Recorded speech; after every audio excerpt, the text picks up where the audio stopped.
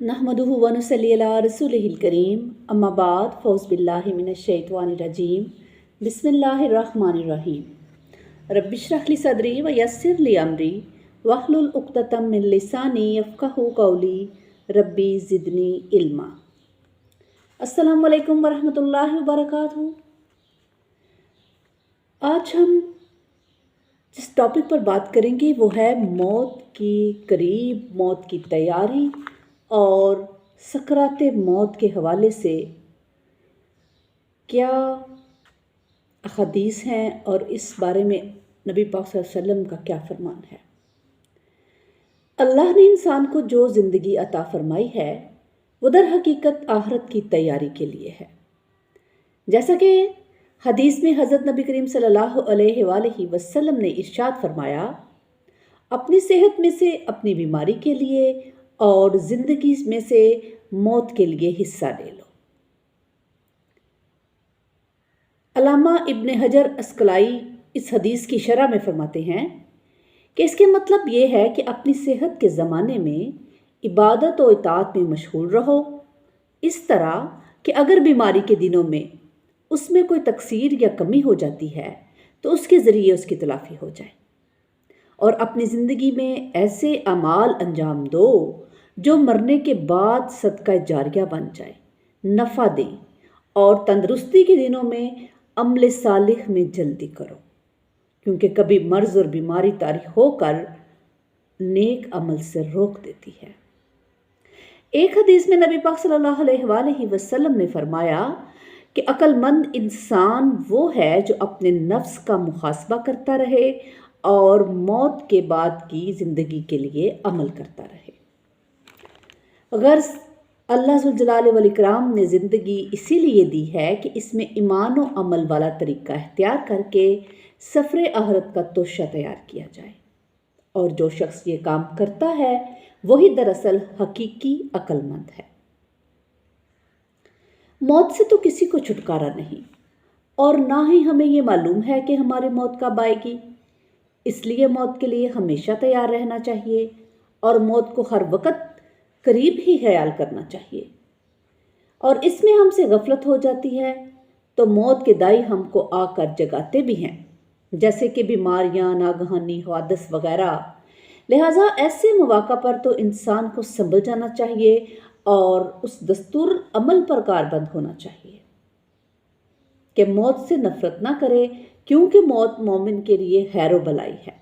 नबी पाक सल्लल्लाहु अलैहि वसल्लम ने फरमाया, आदमी दो चीज़ों को नापसंद करता है, एक मौत को, हालांकि मोमिन के लिए फितने से बेहतर है, दूसरे माल की कमी को, हालांकि माल की कमी हिसाब में तहफीफ का सबब है। इसी तरह एक और हदीस में आया कि नबी करीम सल्लल्लाहु अलैहि वसल्लम ने फरमाया कि मौत मोमिन का तोहफा है, यानी अल्लाह ताला से मुलाकात की ख्वाहिश रखे, क्योंकि आप सल्लल्लाहु अलैहि वसल्लम ने फरमाया, जो अल्लाह ताला से मुलाकात करना पसंद करता है अल्लाह भी उससे मिलना पसंद फरमाता है, और जो अल्लाह से मिलना नहीं चाहता अल्लाह ताला भी उससे मिलना नहीं चाहता। अगर कोई बात वसीयत के काबिल हो, मसलन अपने ज़िम्मे किसी का कर्ज हो या किसी की अमानत वगैरह हो, तो चाहिए कि उसकी वसीयत कर दे या लिख कर रख दे। इसलिए नबी पाक सल्लल्लाहु अलैहि वसल्लम ने फरमाया कि किसी मुसलमान को उसका हक नहीं कि उसके पास कोई बात वसीयत के काबिल होते हुए उस पर 2 रातें गुजर जाएं, इल्ला ये कि उसके पास वसीयत लिखी हो। उसके अलावा ये कि अल्लाह ताला की जनाब में हुस्न ज़न यानी नेक गुमान रखे कि वह अपने मग़फ़िरत और रहमत से महरूम नहीं करेगा। हदीस में है कि आप सल्लल्लाहु अलैहि वसल्लम ने फरमाया, तुम में से हर एक को मरते वक्त अल्लाह से नेक गुमान रखना चाहिए। सकराते मौत, जब इंसान मौत की सख्तियों और सकरात के आलम में हो तो खुद उसके लिए और उसके पास मौजूद रिश्तेदारों और दोस्तों के लिए बाज़ अहकाम और आदाब हैं। मरने वाले के लिए जो अहकाम हैं वो ये हैं कि वज़ू करना। हदीस में है कि नबी पाक सल्लल्लाहु अलैहि वसल्लम ने फरमाया, वज़ू की हालत में मौत पाने वाले को शहीद का मर्तबा मिलता है। उसके बाद है मसवाक करना।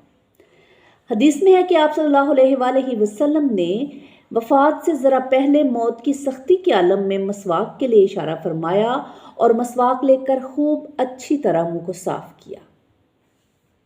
اس کے علاوہ اللہ تعالیٰ کی رحمت سے امید رکھنا اور اس کے عذاب سے خوف کھانا۔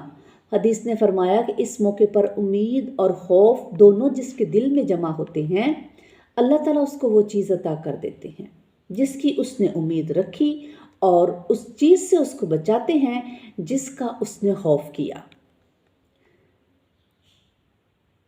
یہ دعا ہے کہ اللہم اعنی علی سکرات الموت، اے اللہ موت کی پریشانیوں اور سختیوں میں میری مدد فرما۔ اس حوالے سے آپ صلی اللہ علیہ وآلہ وسلم کے وفات کے وقت آپ صلی اللہ علیہ وسلم نے ایک پیالہ جس میں پانی تھا ہاتھ ڈال کر اپنے چہرے پر ملتے جاتے تھے اور یہ دعا پڑھتے جاتے تھے۔ اسی طرح ایک اور دعا پڑھنا بھی آپ صلی اللہ علیہ وآلہ وسلم سے ثابت ہے، وہ یہ ہے کہ اللہم اغفر لی وارحمنی والحقنی بالرفیق الاعلی۔ کوشش کرے کہ اپنا آخری کلام لا الہ الا اللہ ہو۔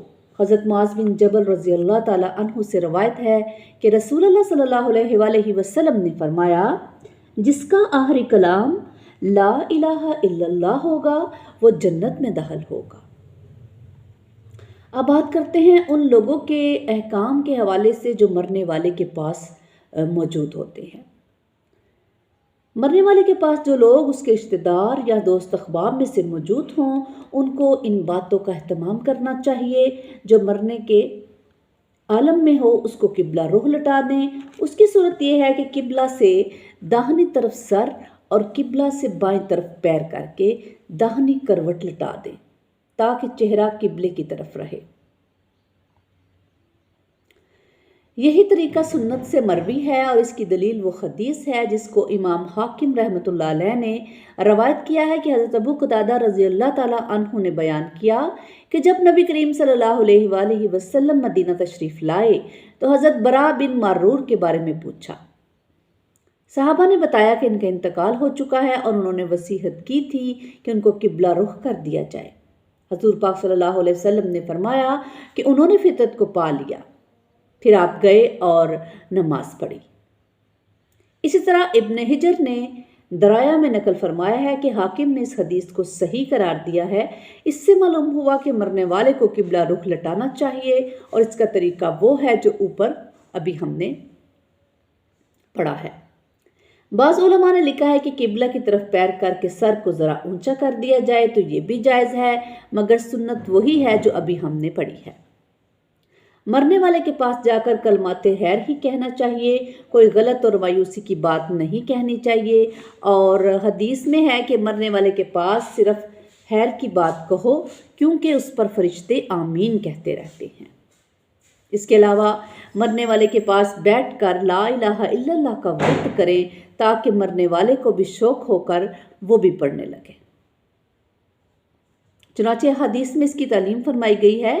ایک حدیث میں آیا ہے کہ نبی پاک صلی اللہ علیہ وآلہ وسلم نے فرمایا، اپنے مرنے والوں کو لا الہ الا اللہ کی تلقین کرو کیونکہ وہ زبان پر ہلکا اور آسان، ترازو میں وزنی ہے۔ اور ایک اور حدیث میں ہے کہ وہ کلمہ خطایا اور گناہوں کو اس طرح منہدم کر دیتا ہے جیسے سیلاب عمارتوں کو منہدم کرتا ہے۔ صحابہ کرام رضی اللہ تعالیٰ عنہما نے عرض کیا کہ پھر وہ کلمہ زندوں کے لیے کیسا ہے؟ آپ نے فرمایا، زندوں کے لیے وہ اور زیادہ گناہوں کو منہدم کرنے والا ہے۔ یاد رکھنا چاہیے کہ مرنے والے آدمی کے پاس کلمہ طیبہ پڑھنے کا حکم ہے، لیکن اس کا حکم نہیں کہ مرنے والے کو مخاطب کیے بنا اس کو کلمہ پڑھنے کا حکم کیا جائے، کیونکہ ہو سکتا ہے کہ موت کی سختیوں اور پریشانیوں میں تنگ آ کر انکار کر دے۔ چنانچہ آپ صلی اللہ علیہ وسلم نے فرمایا، حضرت ابو ہریرہ رضی اللہ تعالیٰ عنہ سے روایت ہے کہ مرنے والے کو لا الہ الا اللہ کی تلقین کرو، مگر ان کو تنگ نہ کرو کیونکہ وہ موت کی سختیوں میں ہوتے ہیں۔ اس کے علاوہ تلقین صرف لا الہ الا اللہ پڑھنا چاہیے یا اس کے ساتھ محمد رسول اللہ بھی پڑھنا چاہیے؟ اس میں علماء کے دو قول ہیں۔ اکثر علماء نے صرف لا الہ الا اللہ پڑھنے کو لکھا ہے، مگر بعض علماء نے اس کے ساتھ محمد رسول اللہ کو بھی ملا لینے کی گنجائش دی ہے۔ اسی طرح سے مرنے والے آدمی کے پاس سورہ یاسین کی تلاوت کی جائے، کیونکہ حدیث میں ہے کہ آپ صلی اللہ علیہ وسلم نے فرمایا مرنے والے کے پاس سورہ یاسین پڑھو۔ ایک اور حدیث میں ہے کہ جس میت کے پاس سورہ یاسین پڑھا جاتا ہے اس پر اللہ تعالیٰ آسانی فرماتے ہیں۔ مرنے والے کو اس کی نیکیاں اور اچھائیاں یاد دلائیں۔ حضرت ابراہیم ناہی فرماتے ہیں کہ صحابہ کرام رضی اللہ تعالیٰ علیہم اجمعین اس بات کو پسند کرتے تھے کہ مرنے والے آدمی کو اس کی نیکیاں یاد دلائیں تاکہ وہ اللہ تعالیٰ سے حسن ظن رکھے، اچھا گمان رکھے۔ اسی طرح جب غرغرہ ہونے لگے تو تلقین بند کر دیں، کیونکہ غرغرہ کے وقت کچھ پڑھا نہیں جا سکتا۔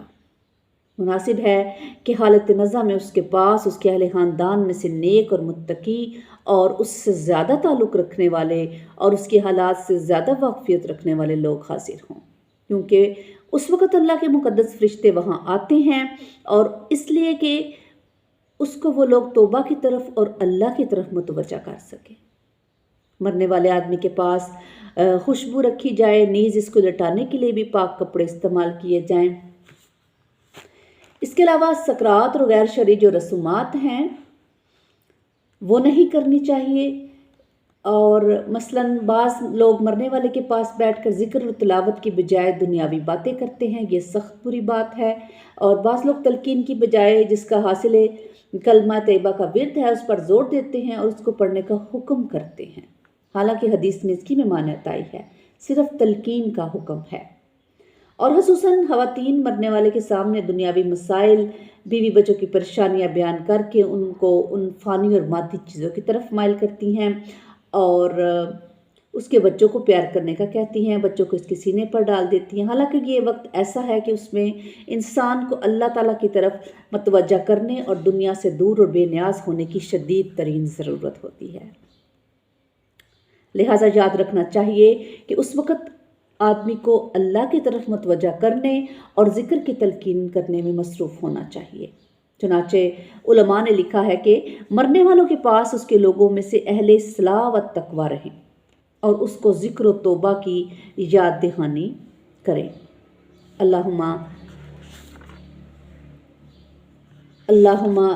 انی علی سکرات الموت، اے اللہ موت کی پریشانیوں اور سختیوں میں میری مدد فرما۔ اللہ تعالی ہم سب کو خاتمہ بالایمان نصیب فرمائے۔